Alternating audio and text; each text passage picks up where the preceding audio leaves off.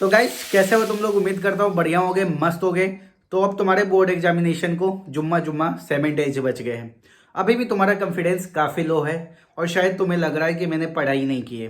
तो इस वीडियो में मैं तुमसे डिस्कस करूंगा कि कैसे अपने आप को इन 7 डेज में प्रिपेयर करना है, ताकि जब तुम एग्जामिनेशन हॉल में इंटर करो तुम्हें लगे कि तुमसे ज़्यादा किसी को इस पेपर में आता ही नहीं है।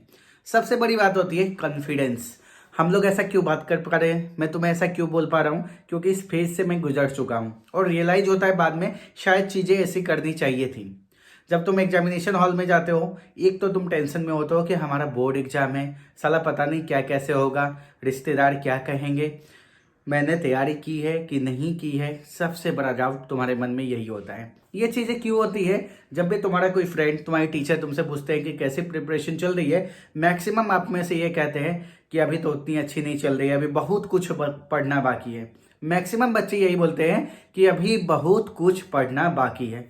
तुम अपनी मेंटेलिटी ऐसे लेके मत चलो, क्योंकि तुम जिस मेंटेलिटी के साथ चलते हो उसी मेंटेलिटी के साथ एग्जाम हॉल में जाते हो और सेम मेंटेलिटी के साथ पेपर देते हो, और कहीं ना कहीं पेपर इस मेंटेलिटी के कारण खराब होता है।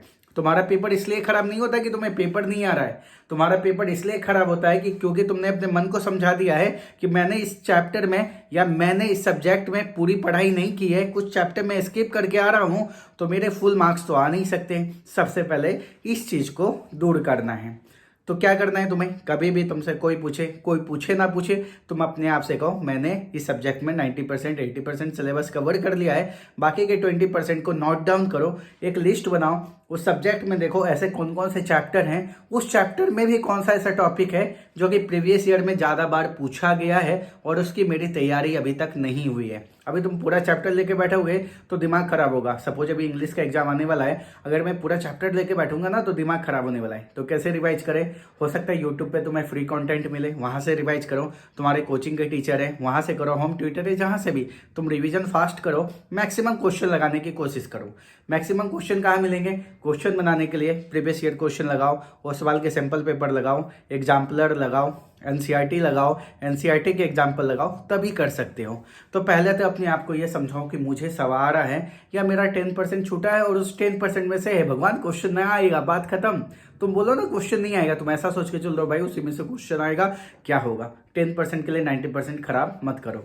एक तो प्लानिंग का ये पार्ट है। दूसरा, अभी 7 डेज बचे, जाके मार्केट से जैसे बोर्ड में कॉपी आती है वैसे कॉपी खरीद लो या नेट पे से डाउनलोड कर लो। अब प्रैक्टिस उस कॉपी में करनी शुरू करो। तुम्हें लगेगा क्या बनाएं, कुछ नहीं है, प्रीवियस ईयर एक क्वेश्चन निकाल लो, अपने आप को 3 घंटे का समय दो। 3 घंटे का क्वेश्चन पेपर है, 3 घंटे का टाइम नहीं दो, कन्फाइन करो कि ये 3 घंटे का पेपर मुझे 2 घंटे में सॉल्व करना है।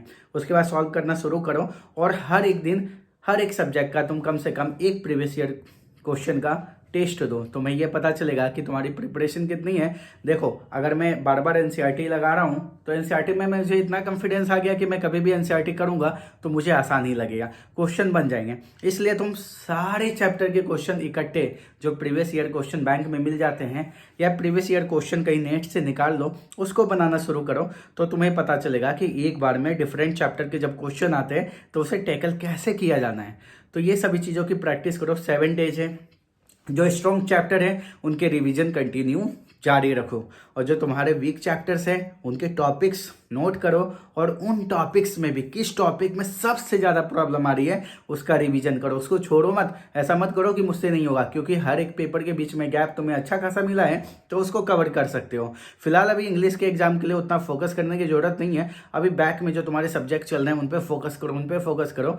जब इंग्लिश का तुम्हारा पेपर है उससे 2 दिन पहले एकदम झोंक देना खुद को इंग्लिश के लिए, आराम से इंग्लिश कर लोगे, काफ़ी ज़्यादा तुम्हें दिक्कत नहीं होने वाली है। लेकिन सबसे पहले सेल्फ कॉन्फिडेंस, हाँ मैं कर सकता हूँ, मैं करके दिखाऊंगा यार, ज़्यादा थोड़ी पढ़ना बाकी है, थोड़ा सा बाकी है और उसको मैं कवर कर सकता हूँ। ऐसे एक मेंटेलिटी के साथ आगे बढ़ो, तुम्हारा हर एक पेपर आसान होगा और क्लास 10th बोर्ड में ऐसा कुछ अजूबा नहीं होने वाला है जो तुम्हें नहीं आता हो। अगर तुम्हें ईमानदारी से लास्ट 10 ईयर्स के क्वेश्चन लगाए हैं, जाने दो यार, लास्ट 5 ईयर्स के अगर क्वेश्चन पेपर लगाए हैं, एनसीईआरटी अच्छा से किया है तो तुम्हारा एक भी क्वेश्चन मिस नहीं होने वाला है और इसी मेंटेलिटी के साथ एग्जाम में जाओ। लेकिन एक बार जरूर से बोर्ड की कॉपी को कैसे फिल करते हैं इससे रिलेटेड वीडियो देख लो, या तुम्हें इसका प्रिंट आउट निकाल लो एक कॉपी का, उसके बाद खुद से फिल करो, एक बार प्रैक्टिस करो ताकि तुम बोर्ड एग्जाम में जाओ तो तुम्हें कुछ नया नहीं लगे। कई बार वहाँ क्या होता है, रोल नंबर बच्चे भर रहे होते हैं, उसमें डाउट आ जाता है सही है कि गलत है, उसमें टाइम वेस्ट हो जाता है, नाम के स्पेलिंग में टाइम वेस्ट हो जा रहा है, कहीं ना कहीं ऐसी दिक्कतें होती हैं। तो पहले से एक दो बार किए रहोगे तो इतना टेंशन नहीं होगा। उम्मीद करता हूँ वीडियो पसंद आई तो लाइक शेयर सब्सक्राइब करना। मिलेंगे नेक्स्ट वीडियो में ऐसे इंफॉर्मेटिव चीज़ों के साथ।